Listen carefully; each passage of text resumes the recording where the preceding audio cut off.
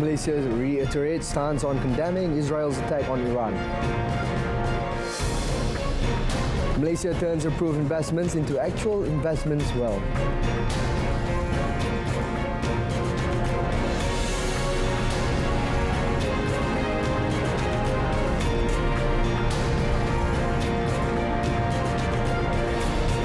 Good evening and Salam Malaysia Madani. You're watching Malaysia Tonight. I'm SAHIH Samshuddin.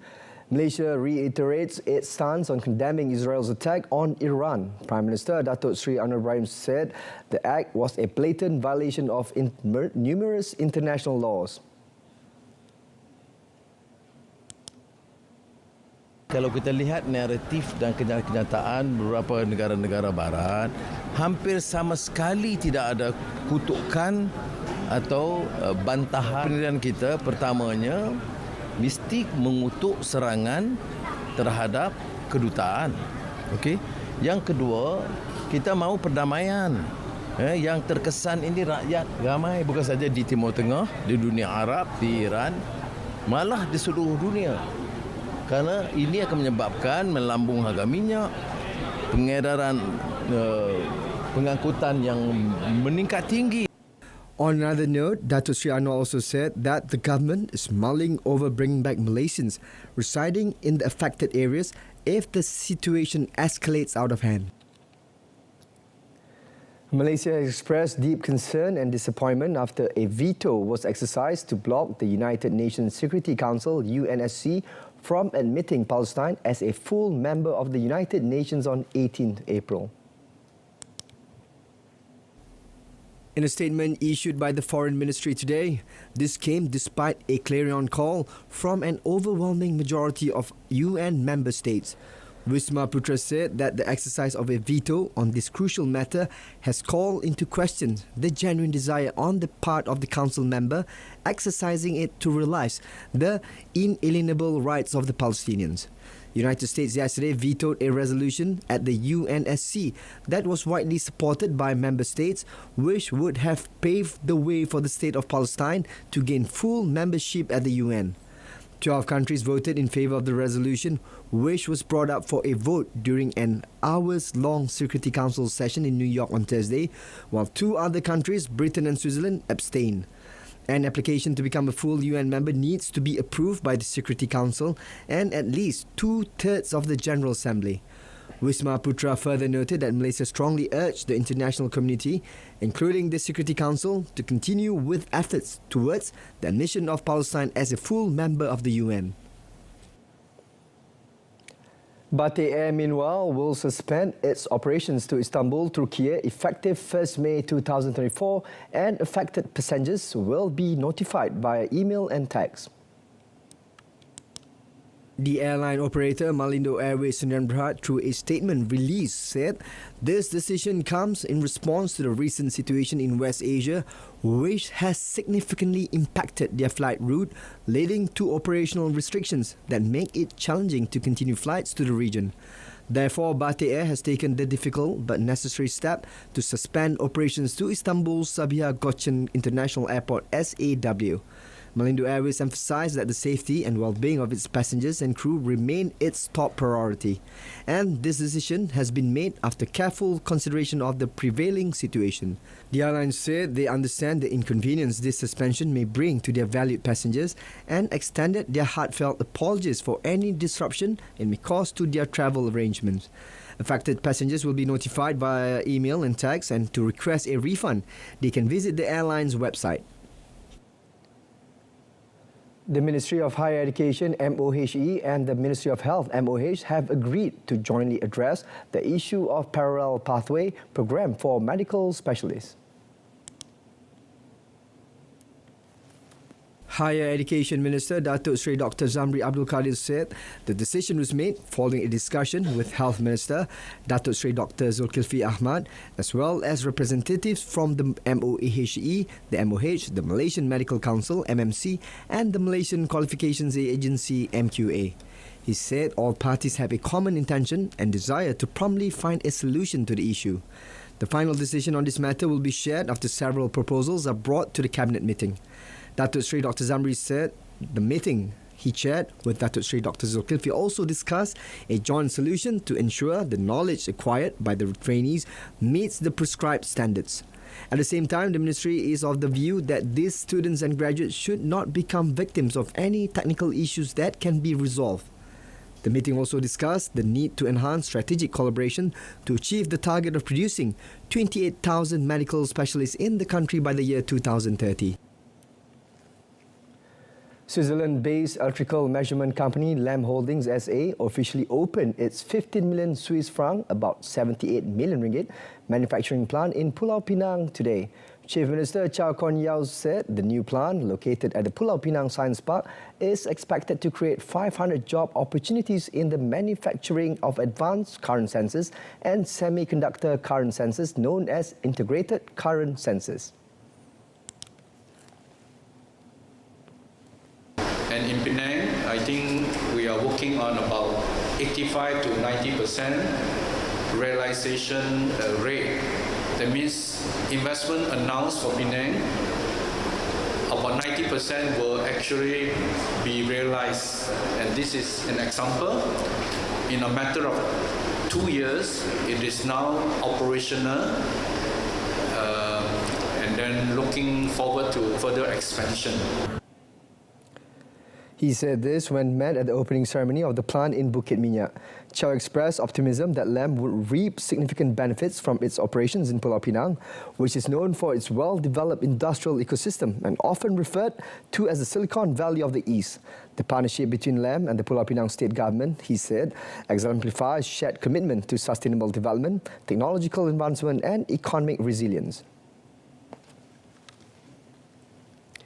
The Johor government is studying 3 main agendas for the state development through a meeting chaired by Prime Minister Datuk Sri Anwar Ibrahim. Johor Menteri Besar Datuk On Hafiz Ghazi said in a statement that discussions are centred around high-impact projects such as the Johor-Singapore Special Economic Zone JSSEZ and Special Financial Zone SFZ. Also discussed were investment prospects from investors who have stated their interest in the business sector, as well as initiatives and packages to help the rakyat. In addition, other programs such as flood mitigation are also prioritised to address problems that are faced by the people. The federal government through SFZ is providing full support for the development of Forest City in accelerating the economic growth in the state. Datuk Sri Anwar also said Johor continues to drive growth and has recorded among the best progress and development in Malaysia. Datuk On Hafiz expressed gratitude and appreciation to the federal government for the commitment in helping the state implement effective development efforts. Petronas reminded all members of the public to remain vigilant of a fraudulent investment scheme made by another party using the name of the company and its chief executive officer. Petronas has been made aware of multiple occasions of unauthorized and fraudulent use of their company name and logo, as well as the name and image of President and Group CEO Tan Sri Tengku Muhammad Taufik. Many of these incidents involve the misuse of artificial intelligence AI software to impersonate Petronas officials, typically by altering and manipulating their image and voice. Images of Petronas officials are also being misused to create fake social messaging accounts to mislead the public. Such manipulated images and untrue messages are being circulated on the internet, particularly on social media platforms and social messaging channels, with the intent of manipulating the public to participate in scams and non-existent investment schemes. Police reports are being lodged with regard to these instances of misuse. Petronas wishes to urge the public to be on high alert and heightened scrutiny and rely on only Petronas official communication channels for information. Malaysian Rating Corporation Berhad or MARC says Malaysia has demonstrated its ability to turn approved investments into actual investments, with as much as 78.7% of the total approved investments from the period of 2018 to June 2023 already realised. With the new Industrial Master Plan 2030 and IMP 2030 expected to attract more foreign investments, attaining net benefits from external collaboration towards higher value-added exports should be prioritised, it said in a statement today. Mark noted that the materialization of foreign investments over time will raise Malaysia's net foreign direct investment (FDI) inflows to a GDP ratio, which at 3.6% as of 2022 is ahead of most its peers in the region. According to Mark, Malaysia's medium and high-tech exports as a share of total manufacturing exports (ME) declined from 76.4% in 2000 to 62.0% in 2021 due to regional competition. Additionally, there has been a decline in the attractiveness of Malaysia's exports, alongside receding interest in the country as a base for outsourcing, it added.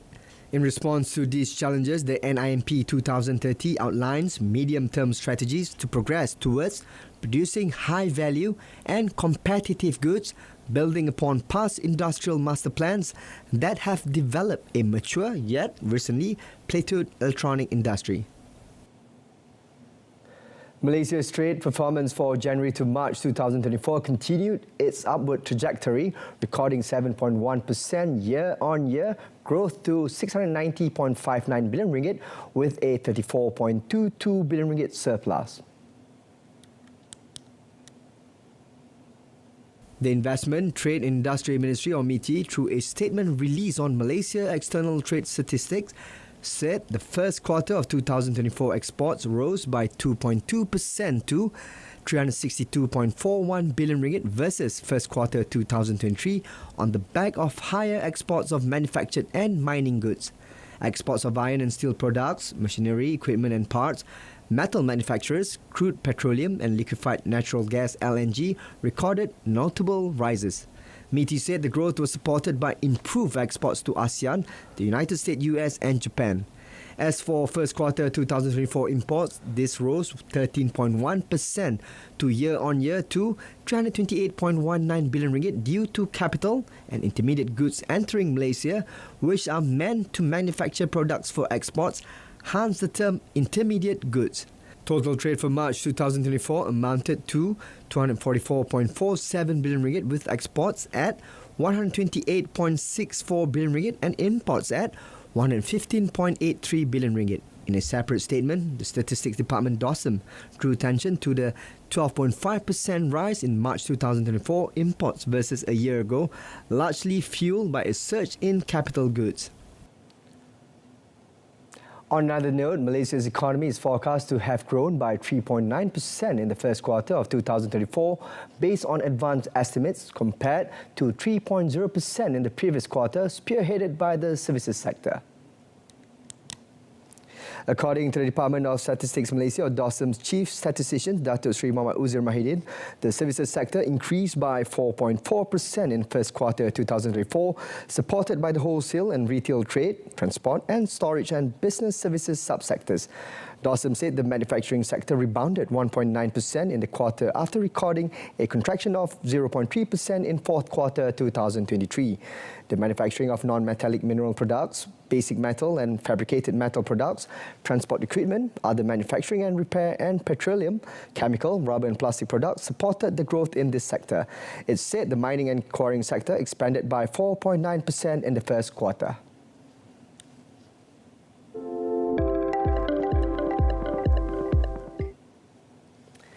And now we move on to the next segment of our bulletin, On the Table. Over to you, Brendan. Thank you very much.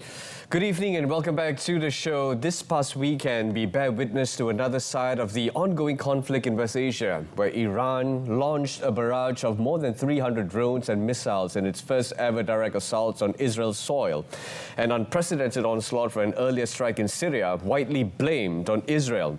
However, explosions rocked Iran's central Isfahan province on Friday, according to state media, while US officials said that Israel had carried out a retaliatory strike on the Islamic Republic. With us via a video call is Associate Professor Dr. Azmi Hassan, a Senior Fellow at Nusantara Academy for Strategic Research. Dr. Azmi, thank you for making the time and joining us again on the show. No, thank you for having me. Now, to start off, this latest attack came less than a week after Tehran's initial strike. And allow me to quote this and also to share some information. Hours after the reports of attacks on Isfahan in Iran, there is a reaction from the UK. Now, Downing Street says Israel has a right to self-defense. What's your take on this? Is this self-defense or is this another form of offense? Well, what London is saying is that Iran also has the right to defend itself. I think what started the tit and tat reaction from Iran towards Israel is when Israel, as you mentioned a few minutes ago, bombed Israeli consulate office in Damascus. So I guess when United Kingdom say this is the right of Israel to retaliate, I guess it just does not help the global situation right now. But again, we have no idea what was strike, what kind of retaliation. But what I heard for the last few hours, there was 3 drones that was part of this attack from Israel. So I'm hoping that it will end now. Because Israel has shown that it can retaliate. Israel has shown that it can defend itself. And Iran, more importantly, put out a message that they will not tolerate when their sovereignty is being, I would say, charged in this case. So I'm hoping that it will end here.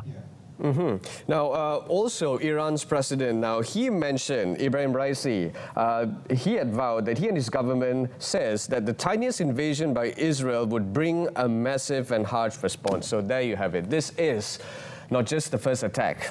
Now, this could go on. So this incident has now become a full-blown conflict with today's response by Israel. With Iran being an oil-producing country, this would definitely impact global oil production and price. What do you have to say about this particular story? Well, I think regarding the oil being a factor here, I think it's just a small matter. I think, yes, a small conflict or a small tit-tat of Iran and Israel, of course, will create a turmoil in the Middle East. Iran being the second largest, having reserve of oil, but more importantly, I would say that Iran controls the Strait of Hormuz, which is part of shipping route from Asia to West Asia and also to Europe and vice versa. So it will impact the economy. But I guess the impact of geopolitics beside the oil prices will rise, will shoot up drastically. I think the impact of geopolitical in Middle East is something that need to be contained. So even though the President Raisi said a small retaliation from Israel will be produced, Iran will retaliate more bigger. I hope this is just stop. I hope that Israel has sent its message. Iran also sent their message. On the 14th of April, again, I say that the world does not need a new conflict between Iran and also Israel. And would you think that this would suffice? I mean, there are attacks coming from both sides of the party. I strategically created an offensive towards a particular country, and you have done the same. Is it enough? Would it end here? Is it just to show that, okay, you can retaliate, and I've seen myself retaliating as well, so let's call it quits? Would you think that this would be the end situation at the end of the day? I hope so. I concurred with you exactly. You said it beautifully. I think Iran has transpired its message and Israel retaliate how measured it is, how small it is. I think the message was there. So I'm hoping that these two countries with I would say possess nuclear weapons. In this case, I think the world has seen what Iran can do, capable of doing, and Israel also demonstrated that they can do the same. So what's the point of going on? I think last few days there was opinion within the Israel citizen, 51% of them said no more retaliation towards Iran. I think that's enough, they said.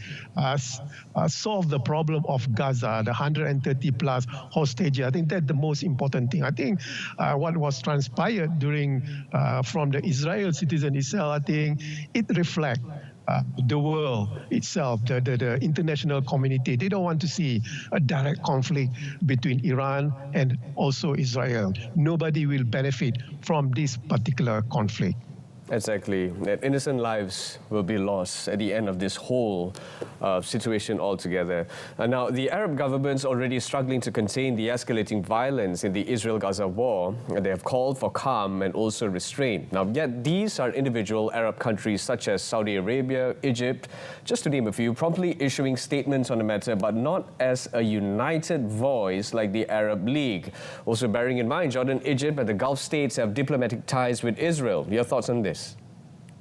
Yes, I think, well, we cannot expect too much from the Arab countries. For example, even with the what's happening in Gaza, there was no basically one voice. But I think the Arab countries are quite frustrated what's happening not only in Gaza, but also the tit and tat strategies between Iran and also Israel. Again, I think we cannot expect that much because they have a very limited capability, meaning the Arab countries have a very limited capabilities in this case. And Qatar, a few days ago, a few hours ago, said they are also fed up because Qatar is a very important mediation party between Hamas and also Israel regarding what's happening in Gaza. So Qatar, being a very neutral party because they can talk both to Hamas and also Israel, being very frustrated. So we can see what's the situation right now, not only in Gaza, but I'm really hoping that what's happening between Iran and Israel will help to solve this particular issue, what's happening in Gaza. That's my hope in this particular case. Yeah, even Qatar is re-evaluating its stance for being a mediator, and we just hope that some goodness would come out of this whole situation altogether. Now, such escalating conflict within the region certainly, without a doubt, will have an impact with the Malaysian government having strong diplomatic ties and good bilateral trade with Iran. Now, where do we stand in this? Are we going to be on somewhat of a shaky ground with the region in the foreseeable future? Yes, I think when the Prime Minister of Malaysia as a whole throw their support toward Hamas, toward the Gazan people, that's not too much sensitive issue. But when Malaysia stand together with Iran in this case, because Iran is considered as a pariah state, Iran is considered supporting terrorists. For example, they said Hamas is a terrorist. So I guess Prime Minister Datuk Seri Anwar, I'm sure, will be facing a lot of pressure from the international community, from the Western nation, for example, to tone down Malaysia's support for Iran especially. But true, as you mentioned, we have bilateral activity with Iran, especially on economy side. We export a lot of refined petroleum and also palm oil towards Iran. I guess this is part of solidarity between Malaysia and Iran. We have thrown our support towards the Gaza people, towards the Palestine, and now we have seen that Iran has the right to retaliate. And Wisma Putra did put out a statement saying that Iran has the right to defend itself. Now, to defend itself, as we heard a lot of time, Israel has been using this when Hamas attacked them on October 7th. So I think, yes, I think I salute our Prime Minister. I salute Malaysia's stand together with the Iranian people. All right, let's talk about sanctions. Sanctions here, unfortunately, come in a form of punishment or vice versa. So we know that in the past, there were various economic sanctions on Iran due to its nuclear program, if I'm not mistaken. So I'm sure further sanctions by the UN are on the horizon despite today's developments. So would you say that sanctions is enough? Or there should be some form of dialogue sessions being initiated, or some form of actions to stop this thing from escalating? Sanctions, is it enough? Well, in the case of Iran, it's not enough because they have been sanctioned. After Russia, Iran is the most nation that has been sanctioned. We have to remember, not sanctioned by United Nations, but sanctioned unilaterally by United States and also the European nation. But so far, Iran has survived. The most thing that they want to sanction is about the missiles program and also the nuclear program. But the irony is that Iran is part of NPT. It's an agreement to stop or to curtail, to control the nuclear processing or nuclear development, and Iran is part of the agreement. Israel is not part of that particular agreement. But to answer your question, no, for Iran, I guess they have gone through for nearly a decade of this particular sanction. After Russia, Iran is the most sanctioned nation. So I guess it will do nothing to Iran because this sanction, we have to remember, is a unilateral sanction, not sanctioned by the United Nations. I think there's a difference between these particular sanctions. Right. Now, for now, it's very unclear what's going to happen next to both sides because they have retaliated in this latest conflict in West Asia. Kind of a status quo at the moment as we speak. Yeah, you said it correctly. It's a status quo, meaning that Iran retaliate because of the 1st April issue in Damascus, and Israel retaliate, even though with a very limited and measured capabilities, but the message is there. Iran can and will retaliate, and Israel behind them, United States, for example, can and capable of retaliation. I think the status quo is there. I think you said it correctly, meaning that the dignity or the sovereignty of both nations is being kept intact in this case. So I guess why not keep the status quo? Everybody understand Iran capability. Everybody understood Israel capability, so keep it that way. Both Iran and also Israel know that they cannot have a direct conflict at this particular juncture. All right. Dr. Azmi, thank you very much for your time. Thank you so much for all your takes. Thank you so much for your point of views. We truly appreciate whatever that you've just shared. Thank you so much, Dr. Azmi. Thank you, and thank you again for having me and RTM giving this opportunity.